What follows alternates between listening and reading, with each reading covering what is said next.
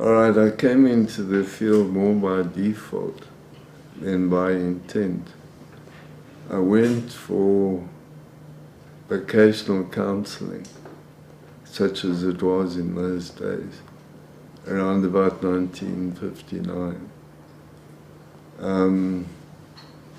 There was a group in the middle of town that did vocational counselling, and they said I should do law because I had a well-developed vocabulary and used words reasonably well. So I enrolled at Wits. One of my first year subjects was psychology, and part of psychology was neuropsychology. So I went on with psycho and then did an honours in neuropsychology. In the third year of psychology, we had to do a research project in inverted commas. We'd heard, there were about 3 of us involved, of the NIPR and of the neuropsychology division.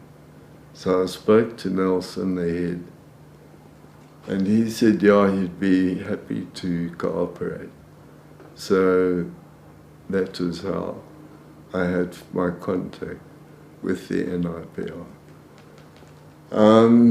We did the project, which involved alcohol, as a lot of the early work did at the NIPR. Why did I become interested in neuropsychology?